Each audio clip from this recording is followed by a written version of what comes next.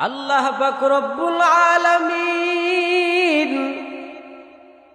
বান্দাদেরকে মেসেজ দিতেছেন, ওয়াকাদা রাব্বুকা আল্লা তা'বুদু ইল্লা ইয়্যাহু ওয়া বিল ওয়ালিদাইনি ইহসানা। আল্লাহ পাক রব্বুল আলামিন বান্দাদেরকে খেতাব করে বলতেছেন, ও বান্দা গো, আমার ইবাদত করার পর ও সন্তানেরা তোমরা তোমাদের মা বাবার সাথে ভালো ইহসান, ভালো মুআমালা করো। কারণ মা বাবার অন্তর যদি বেজার,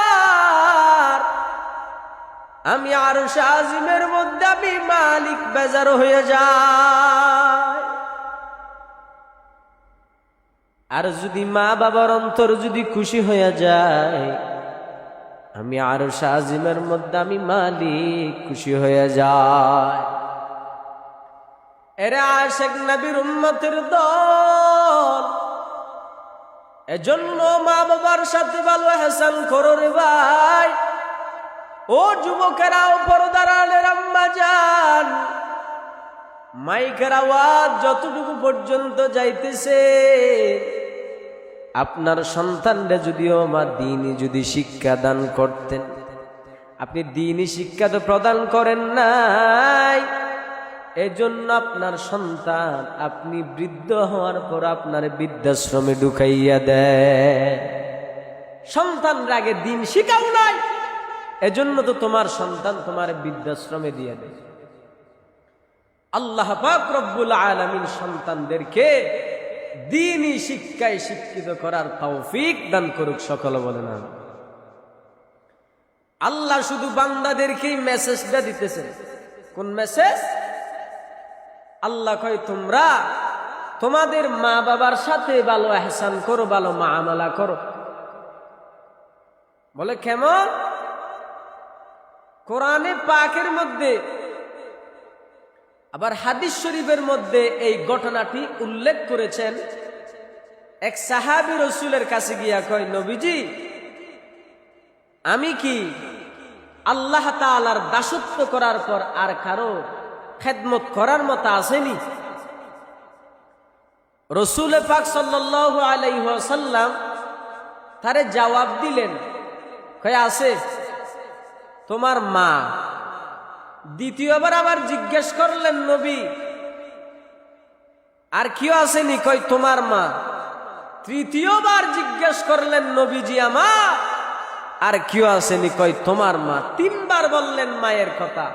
চতুর্থবার সেই লোক আবার বললেন, নবী আর আসেনি? কয় তোমার বাবা।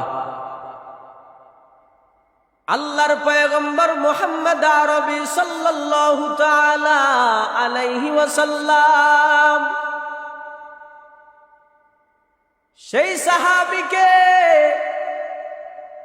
তিনবার কেন মায়ের কথা বলেছেন, এটার একমাত্র একটা জবাব। সেই জবাবটা হচ্ছে মা বাবা। বাবার যে গুণ মায়ের সেই গুণ মিলাইতে পারবেন না। মা যাতে অনেক কষ্ট করে রে বাবা। আমি আর আপনি যখন মায়ের পেটের মধ্যে ছিলাম, আমার মা ভালোভাবে খাইতে পারে না, আমার জন্য একটা ভালো ঘুমানোর বিছনা সাজাইলো। আমি সন্তানের জন্য আমার মা ভালো বিছনার মধ্যে শুইতে পারে নাই রে বাবা। আমার মা একটা ভালো খানা খাইতে চাইছিল, আমার মা একটা সেকেন্ডের জন্য আমি সন্তান কষ্ট পাবো সেজন্য খাই নাই। 2 নাম্বার, আমি আর আপনি যখন দুনিয়ার মধ্যে যেই দিন আমরা সবাই আগমন করেছি, সেই দিন আমার মা আপনার মা কত কষ্ট জানি করছেন রে বাবা।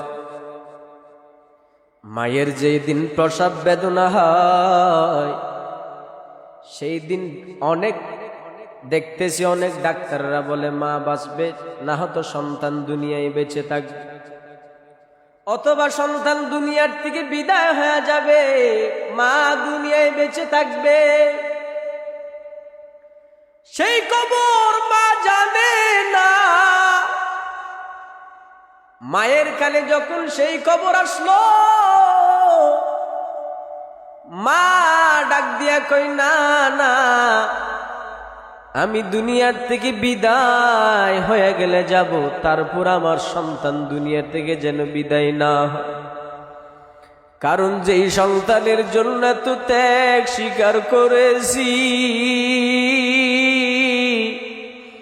সেই সন্তান বড় হই আমি মায়ের কবরটা জিয়ারত করতে পারি।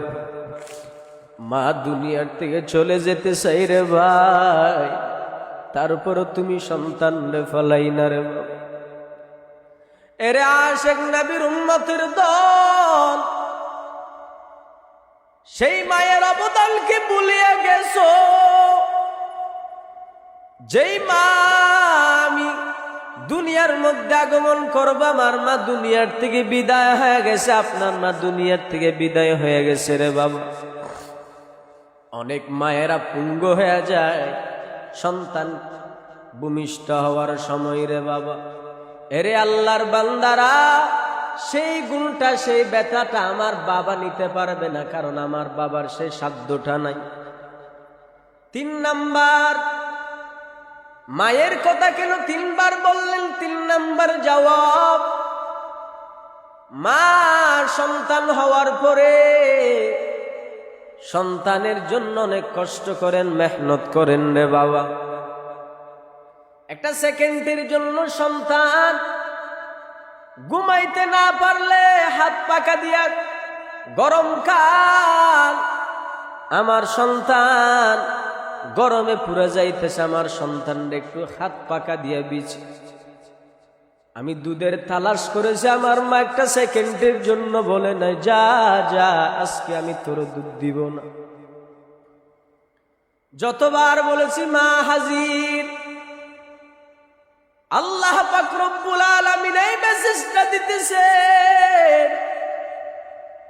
ও সন্তানেরা, আজকে মা পায়া মায়ের কদর করতেছো না রে ভাই। ওই দুঃখিনী মায়ের জন্য কি একটু কি মায়া লাগে না? এত কষ্ট করেছেন আমাদের জন্য আর আপনার জন্য। আমার মা আর আপনার মা একটা সেকেন্ডের জন্য ভালো খানা খেতে পারে নাই রে বাবা। আমার মার খাওয়ার ইচ্ছা ছিল, আপনার মায়ের খাওয়ার ইচ্ছা ছিল, কিন্তু খাই নাই। আর বলতো আমার কোকা আসবে, আমার সন্তান আসবে, আমার সন্তানের জন্য এটা রাইখে। ওরে আল্লাহর বান্দারা, মা ভালো খানা খাইতে চাইল আমি সন্তানের জন্য, আমি সন্তানের মুখের হাসি ফুটানোর জন্য। আমার মা ভালো খানা খাই নাই, আমার মা একটা ভালো পোশাক পরতে চাইছিল, আমি সন্তানের কান্না অশ্রুমাখা চোখের পানি দেখে আমার মা একটা সুন্দর কাপড় নেই। আমার মা চোখের পানি সারিয়ে কান্না করে, মালিক আমার গরিব বানাইছো, আমার সন্তানের কান্নার আওয়াজ আমি সহ্য করতে পারি না। সবার ছেলেরা ভালো ভালো পোশাক পরে, আমরা গরিব, আমরা পড়তে পারি না রে মালিক। সেই মা মানুষের বাড়িতে দাঁড়ে দাঁড়ে দাঁড়ে দাঁড়ে গিয়ে মানুষের কাছে ভিক্ষার থালা বসাইয়া ঈদের সময় আমার জন্য আর আপনার জন্য ভালো ভালো ভালো ভালো পোশাক নিয়েছেন রে বাবা। কিন্তু আমার মা পাটাটা পরছে, ভালো পোশাক পরে না। আর আপনার জন্য আমার জন্য আমার মা ভালো পোশাক দিয়েছেন, আমার মুখের হাসি ফুটানোর জন্য। এরে আশেক নবীর উম্মতের দল, ও যুবক ভাই, তোমার পায়ে হাত রেখে বলবো রে ভাই, দুঃখিনী মারে কষ্ট দিও না রে বাবা। জীবনের মূল কষ্ট মায়ের, প্রসব বেদনায়, সাত আসমান সাত জামিন তখন মায়েরই মাথায়। এমন মাকে কেমনি আজি,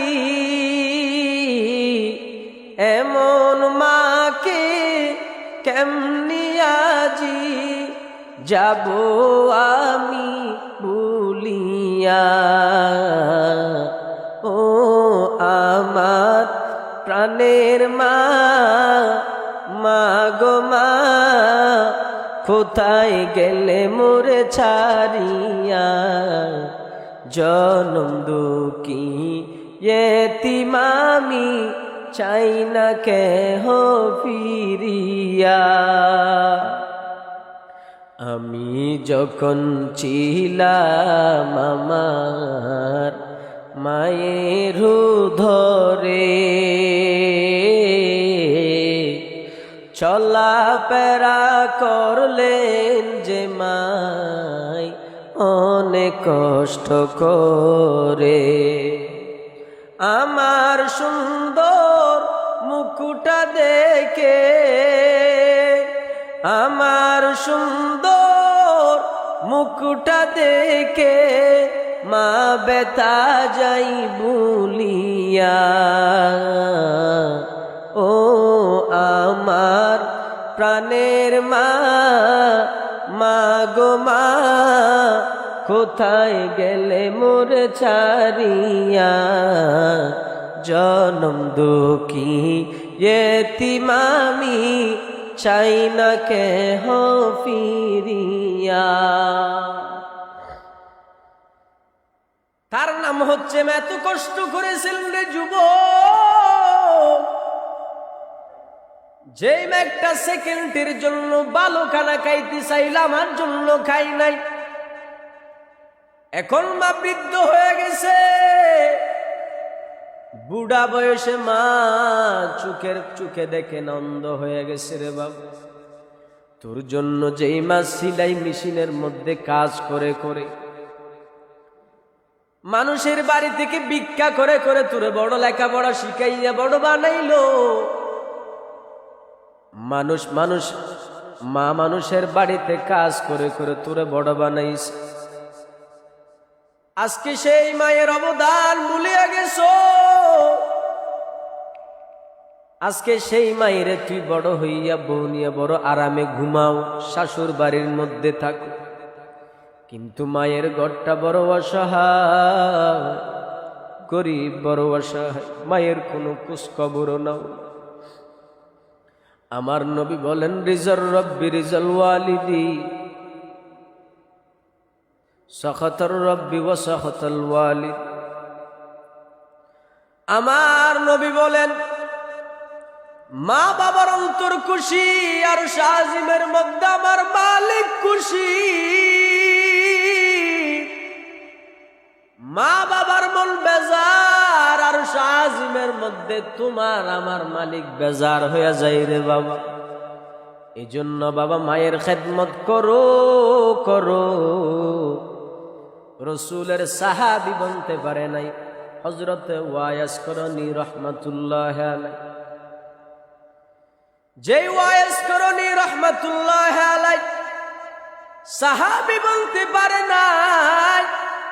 রসুলের কাছে চিঠি পাঠাইলেন, পত্র পাঠাইলেন নবী আমার, সেখানের মধ্যে লিখলেন, আসসালাতু ওয়াসসালামু আলাইকা ইয়া রাসূলুল্লাহ, আসসালাতু ওয়াসসালামু আলাইকা ইয়া হাবিবাল্লাহ। আমার নবীর কাছে পত্র পাঠাইলেন, ও নবী, আমি আপনার কাছে সাহাবী বলতে চাই।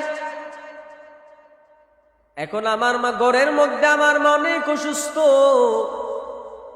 আমি কি আমার মায়ের খেদমত বাদ দিয়া কি আপনি নবীর সাথে কি আমি মোলাকাত করব?